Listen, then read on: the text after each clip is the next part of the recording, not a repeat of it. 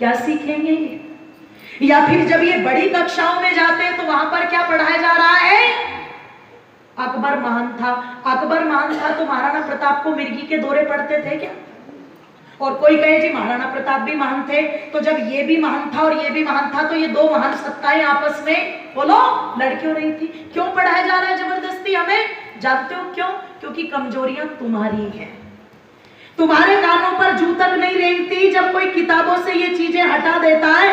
तुम एक बार भी इस बात को लेकर के आंदोलन नहीं करते कि जब हम भारत में रहते हैं तो भारत में भारत का इतिहास पढ़ाओ, हमें मुगलों का और अंग्रेजों का इतिहास क्यों पढ़ा रहे हो जबरदस्ती? क्या सौकार है हमारा उससे? आप एक बार भी उसके लिए आवाज नहीं उठाते।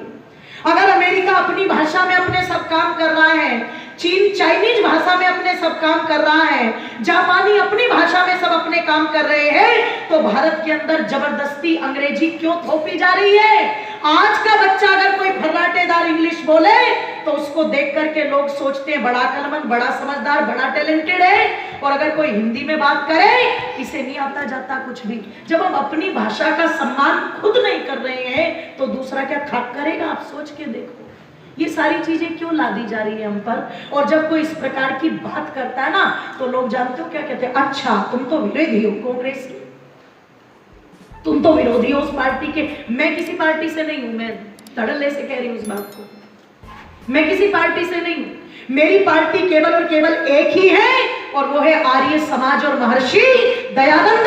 मैं ऋषि दयानंद के विचारों का प्रचार करती हूं, और यदि दयानंद की बात कोई कहता है तो हम उनकी बात का भी बोल दो जरा सम्मान करते हैं।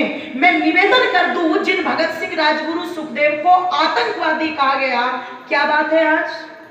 क्या बात है आज कि 27 सितंबर को भगत सिंह का जन्मदिन है?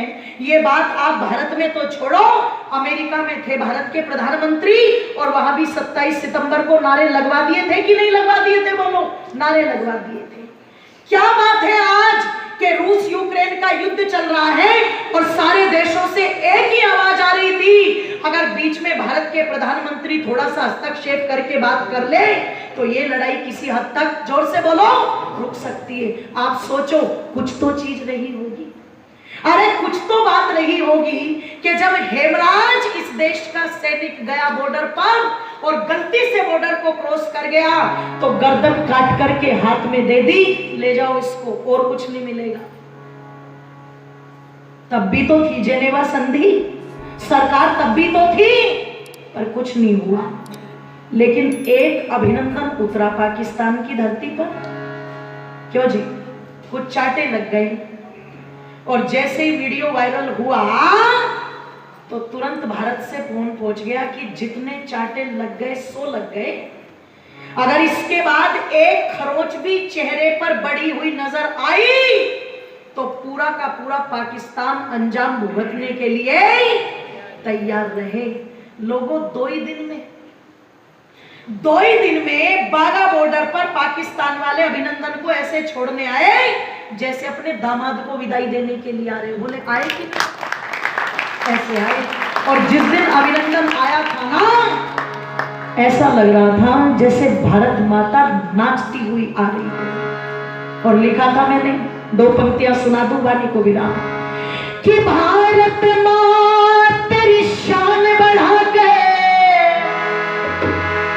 कि भारत मां तेरी शान बढ़ा के रे अभिनंदन भेजे आगे,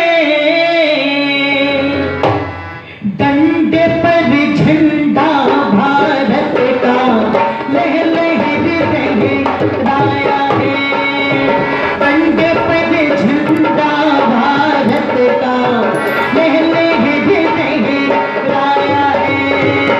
भारत माता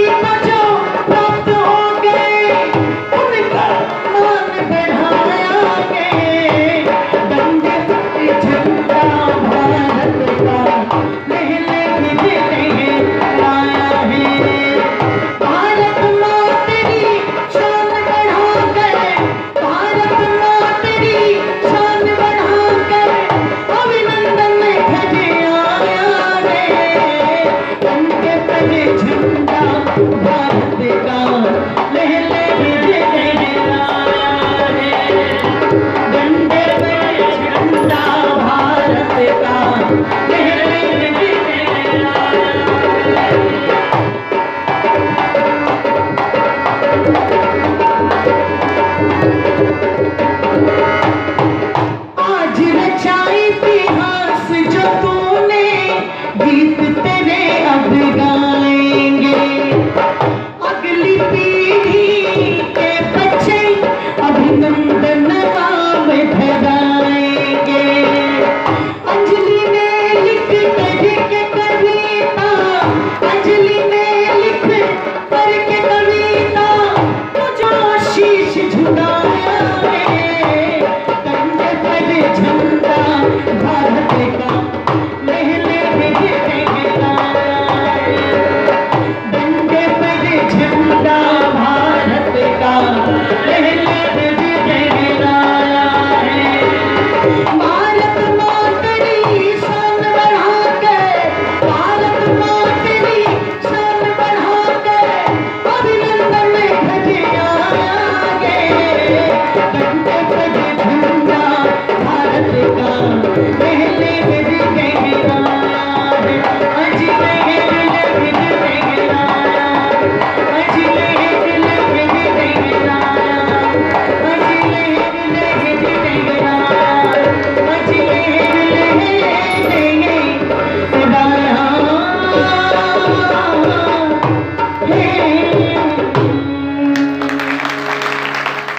ये जज्बा अगर हो तो ध्यान रखिएगा, देश और राष्ट्र को भी बल मिलता है, वो शक्तिशाली बनता है।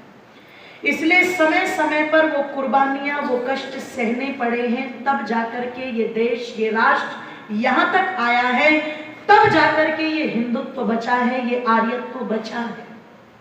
आज भी आवश्यकता उसी की है। इसलिए मैं निवेदन कर रही थी, वेद माता का आदेश है, कृणवंतो विश्व आर्यम, खुद नहीं दूसरों को भी बना करके चलो, दूसरों को भी प्रेरणा दे करके चलो। उस प्रेरणा देने में अगर कुछ कष्ट होंगे तो सह लेना, क्योंकि वो कष्ट इतने नहीं होंगे जो पन्ना धाय को हुआ होगा, पर फिर भी अपने कर्तव्य का पालन किया, तब जाकर के ये चीजें बचती हैं लोगों। इसलिए आओ इनके बचाओ, इनको बचाओ। आर्य समाज का एक ही नारा है, कृणवंतो विश्व आर्यम, हम सबको श्रेष्ठ बना करके चलें। ये राशि हमारी माता जी ने देकर के सम्मानित किया, बहन ने, मैं उनको धन्यवाद करती हूँ। और आप सभी ने बड़े दच्चित मनोभाव से सुना है, आप सभी का बहुत बहुत धन्यवाद। आर्य समाज के समस्त पदाधिकारियों का बहुत बहुत धन्यवाद। बड़े ध्यान पूर्वक सुना। बस जो बातें आप लोगों के मध्य में रखी हैं उनको अपने आचरण में जरूर लाइएगा, तो उसका पूरा लाभ तभी होगा। इन्हीं शब्दों के साथ वाणी को विरमित करती हुई आप सबसे विदा लेती हूँ। बहुत बहुत धन्यवाद।